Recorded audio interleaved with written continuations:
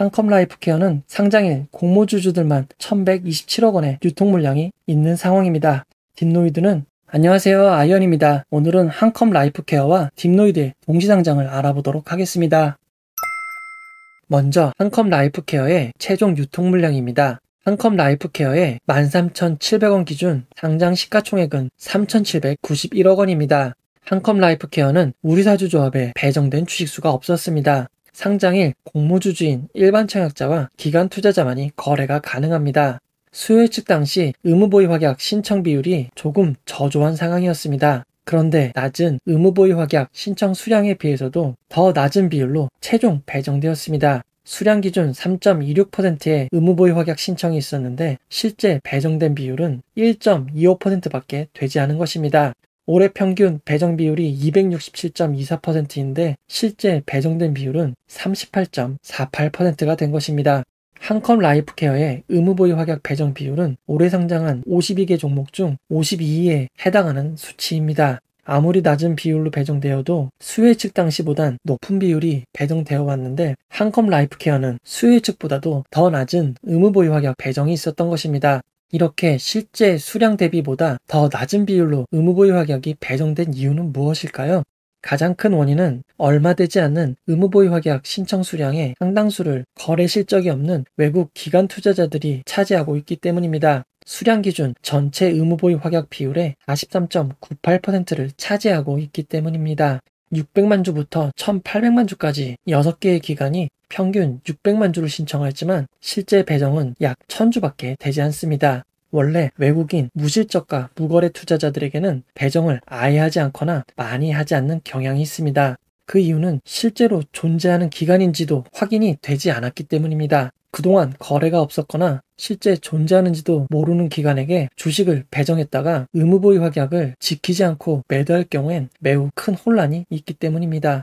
한컴라이프케어의 의무보유 확약 배정 비율이 낮은 두 번째 이유는 200만 주를 신청한 운용사 한 곳이 한 주도 배정받지 못했기 때문입니다. 1개월 의무보유 확약을 걸었는데도 왜 한 주도 배정받지 못했을까요? 기관 투자자 수요 예측에 누구나 참여할 수 있는 것은 아닙니다. 기관 투자자들은 어떤 숫자의 수량을 신청하건 증거금이 필요하지 않습니다. 실제로 배정받은 주식수의 대금만 납부하면 되는 상황입니다. 그 점을 악용하여 실제로 납입할 능력도 없는데 매우 많은 물량을 참여하게 되면 주관사의 판단으로 배제할 수도 있습니다. 여기서 예외가 되는 점은 6개월 의무보유 확약일 경우입니다. 6개월 의무보유 확약일 경우에는 배정받을 수도 있지만 6개월이 아닌 3개월, 1개월, 15일의 경우에는 제외하도록 되어 있는 것입니다. 200만 주를 금액으로 따지면 274억 원입니다. 해당 투자 운용사가 실제로 감당할 수 없는 금액을 써 넣을 수도 있습니다. 또 다른 이유로는 불성실 수요 예측 참여자로 분류되어 제재를 받고 있는 기관일 경우입니다. 불성실 수요 예측 참여자는 주식을 배정받겠다고 수요 예측에 참여했는데 실제로 대금 납부를 하지 않아 배정을 받지 않았거나 의무보유 확약 기간을 지키지 않고 미리 매도한 경우에 해당이 됩니다. 기간과 금액에 따라 정해진 기간 동안 수요 예측에 참여할 수가 없습니다. 즉 200만 주를 청약한 투자운용사는 납입 능력이 없거나 불성실 수요 예측 참여자였기에 한 주도 배정 못 받은 것으로 추정되는 상황인 것입니다. 한컴라이프케어는 이런 상황이 겹치면서 의무보유 확약이 매우 낮게 배정된 것 같습니다. 올해 유통 물량과 비교해 보도록 하겠습니다. 한컴라이프케어의 상장일 유통 가능 금액인 1127억 원은 쿠콩과 HPO의 중간 정도 수준이 됩니다. 상장일 매각 가능 주체 비율을 살펴보면 기존 주주들의 유통 가능 물량은 없습니다. 국내 기관이 53%의 지분을 차지하고 있고 외국인 기관이 22%, 일반 청약자가 4분의 1인 25%를 차지하고 있습니다. 한컴라이프케어의 상장일 주가는 기관 투자자들의 매도 시기에 달려있는 것 같습니다. 공모가 기준 주체별 매각 가능 금액을 알아보면 국내 기관은 601억 원, 외국인 기관 투자자는 242억 원, 일반 청약자는 284억 원입니다. 공모주주만 1127억 원이고 기존 주주들의 매각 가능 물량은 없습니다. 상장일 이후 추가 유통 가능한 물량을 살펴보면 의무보유 확약 배정이 낮았기에 상장일 이후 유통 물량이 풀리는 공모기관 투자자의 물량은 매우 적습니다. 기존 주주들의 많은 물량이 3개월, 9개월 뒤에 풀리는 점은 주의해야 될 것 같습니다. 상장 후 3개월까지 풀릴 수 있는 추가 물량은 10.44%입니다. 딥노이드의 최종 유통 물량을 알아보도록 하겠습니다. 딥노이드는 공모가 기준 상장 시가총액이 1941억 원입니다. 공모주주인 일반 청약자와 기관 투자자보다 상장일 유통 가능한 기존 주주들의 물량이 매우 많은 상황입니다. 수혜 측 당시 수량 기준 의무 보유 확약 신청은 7.29%였지만 실제 최종 배정된 비율은 13.39%가 되었습니다. 수혜 측보다 183.62%가 배정된 것입니다. 올해 평균 배정 비율이 262.84%인데 이에 비해 상당히 낮은 수준이라고 할 수 있습니다. 상장일 유통가능 비율은 43.92%이고 시가총액을 반영한 유통가능 금액은 852.5억 원이 됩니다. 딥노이드의 의무보유 확약 실제 배정 비율을 올해 상장 종목과 비교를 해보면 53개 종목 중 42위에 해당하는 수치입니다. 한컴 라이프케어처럼 수혜 측보다 낮게 배정된 것은 아니지만 딥노이드도 의무보유 확약이 적극적으로 반영되었다고 보기는 어려울 것 같습니다. 딥노이드의 상장일 유통가능 금액 853억 원은 올해 상장한 종목 중 뷰노와 비슷한 수준입니다.